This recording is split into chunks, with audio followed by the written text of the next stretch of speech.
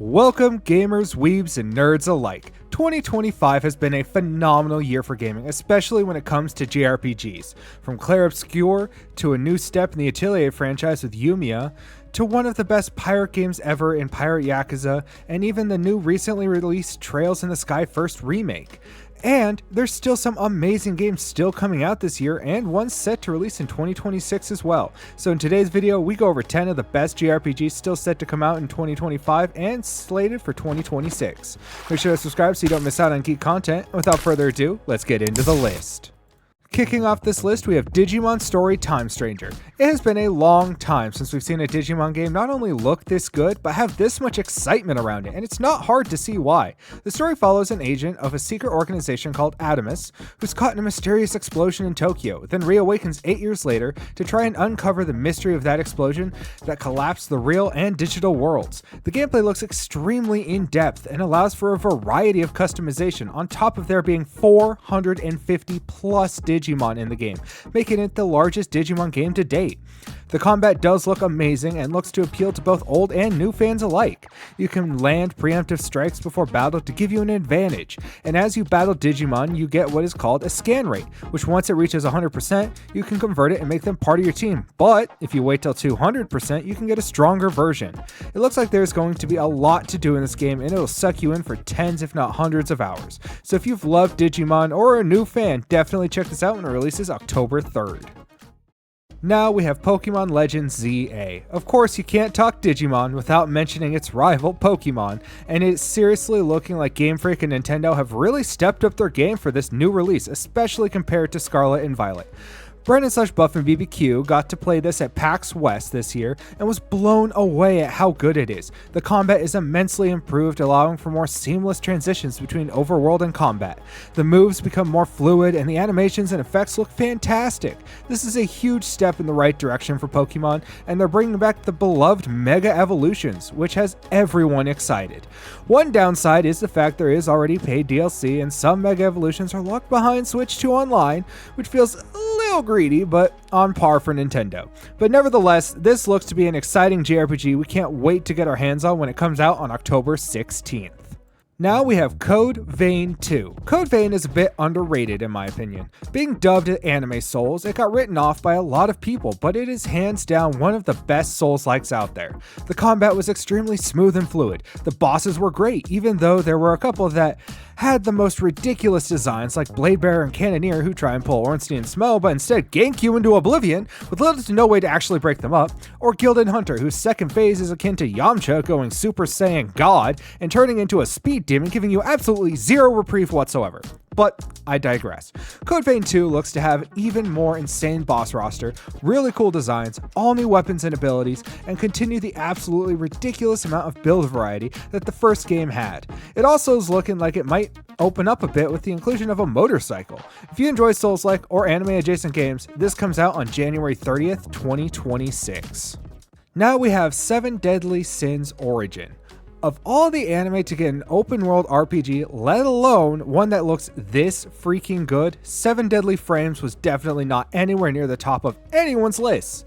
But here it is, and it actually looks like a fun game with some pretty solid gameplay and a decent story. The world looks vibrant and filled with plenty of stuff to do, dungeons to explore, and puzzles to solve. You'll be able to interact with and use many fan favorite characters like Gil Thunder, King, Diane, Bond, and more. You'll primarily be playing as Tristane, who was introduced in the Four Knights of the Apocalypse spin-off series, and be going through an entirely original story. There will be multiple different mounts to help you traverse the world, and for all the gaming elitists, you can even swim in the water. The combat will take a more action RPG stance from what it looks like, and have plenty of different abilities to keep things interesting and refreshing. This could be a definite sleeper hit, and hopefully it does well, so we get more anime games like this. Either way, we'll find out when it releases January 26th, 2026. Now we have Octopath Traveler 0. Octopath Travelers 1 and 2 are phenomenal games with beautiful HD 2D art styles, gorgeous music, and extremely fun and addictive turn-based combat. So when a new Octopath game was announced, many were immediately intrigued, us included. This time you get to create your own character and follow the classic tale of revenge when your home village of Wishvale is burned to the ground. The biggest draw to this game is the town building mechanic, where you get to rebuild Wishvale however you seem fit. You can invite characters from far and wide to join your town. You can build a wide variety of facilities like a ranch, a town hub, shops, blacksmithing, and more to help you gain the supplies you need to find those who destroyed your town. And you can design the city however you want. And you can now have 8 characters that can join you in battle instead of the previous 4, each with their own unique ultimate abilities. If you like old school turn-based RPGs, or if you like town building games, this is one to keep your eye on when it comes out on December 4th this year. Next up, we have Monster Hunter Stories 3. This looks to take the story spin-off in a new direction with a more serious story with some political undertones, but with still the classic Monster Hunter plot of dealing with a coming calamity. In the previous Stories games, combat played out in a more rock-paper-scissors fashion. It wasn't extremely in-depth as the main focal point was on collecting and building relationships with your monsties. But in this third iteration, the combat looks to have more options, allowing for fights involving both the characters and the monstie, and involving a bit of strategy as you choose who attacks who, what cancels what, and more. Of course, the game looks great, and the art style is both adorable and fun with great battle animations. There's going to be new ways to traverse the lands, new monsties to collect, and a lot of fun to be had. It's also nice to see Pokemon start to have some big-name competitors from long-running franchises with similar mechanics, and we can't wait to see how this game does when it comes out in March of 2026. Starting to round out this list, we have Ys 10 Proud Nordics. Well, this is technically kind of a re-release, something akin to Royal vs. Persona 5. Nonetheless, this adds enough new stuff to count as a full release.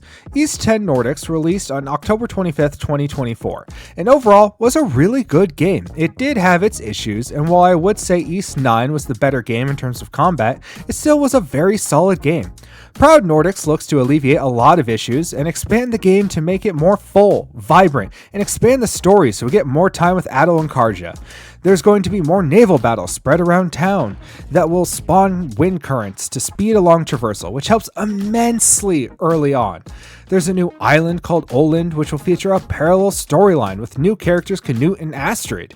New abilities are being added to deal with puzzles, and the graphics are getting a nice little facelift. While not transformative, these changes are all welcome and definitely make the game worth playing through again, or for the first time when it comes out in 2026. Now we have Fire Emblem's Fortune's Weave. Now this is a very polarizing game right now in the Fire Emblem community, as you have those whose first Fire Emblem game was Three Houses, with which are extremely excited as this is looking like a continuation of the stories introduced there, as Solus was shown at the very end of the trailer. Then you have the people who have been playing Fire Emblem for a long while, who are a little disenfranchised with where it has gone in terms of both story and gameplay. But what we can say right now is this does look promising. The story seems to be more serious and grounded, as it has a lot of potential, as it follows the hero games, and of course it'll have hopefully good combat as long as they take what they've learned from Engage. The graphics look to also take full advantage of the Switch 2 hardware, which looks amazing. This game has a lot of potential and could be up there with some of the best Fire Emblems out there right now, but right now we'll just have to wait and see for when this comes out sometime in 2026. Now we have The Adventures of Elliot: The Millennium Tales. This is a brand new HD 2D action RPG from Square that looks downright amazing. This takes place in Philabilidia, where beast tribes engage in fierce territorial battles with the humans who are tucked away in a corner of the realm. You play as Elliot, who's an adventurer with his partner Faye, who's, well, a fairy, as you go on your adventure discovering new tales across the land and discover the mysteries surrounding time travel. There's going to be 7 different weapon types to open up new ways to defeat foes, solve puzzles, and interact with the world, as well as different fairy magics like healing and wind magic. This gives off heavy OG Legend of Zelda vibes in the best ways possible, and the HD 2D looks as amazing as always, and we can't wait to get our hands on it when it releases sometime in 2026. Now to round out this list, we have Lost Helden. If you've played some of the classic JRPGs from the 90s or are a big fan of Final Fantasy, this game will feel right at home for you. Scheduled to come out sometime in 2026, this brand new turn-based RPG looks to pay homage to some of the best JRPGs of all time. The biggest things that immediately strike you about this game is its beautiful and unique art style, which is completely hand-drawn. All of the landscapes, characters, everything is hand-drawn, and to pair with these amazing visuals is an outstanding soundtrack from Hitoshi Sakamoto, who made Final Fantasy XII, Tactics Ogre, and Valkyria Chronicles, all with amazing soundtracks. The combat looks to combine real-time action and turn-based combat, which looks extremely promising. There isn't an exact release date yet, but we can almost guarantee JRPG enthusiasts and those who love the PS1 generation of games will almost absolutely fall in love when this eventually does come out sometime next year. And that wraps up our list for some of the best JRPGs coming out for the rest of 2025 and in 2026. Of course, this is just our list and we left off a lot of great and amazing games, so let us know in the comments what JRPGs you're looking forward to. Check out our Twitch and TikTok for more geeky goodness. Leave a like and share if you enjoyed the video. Until the next video, keep on geeking on.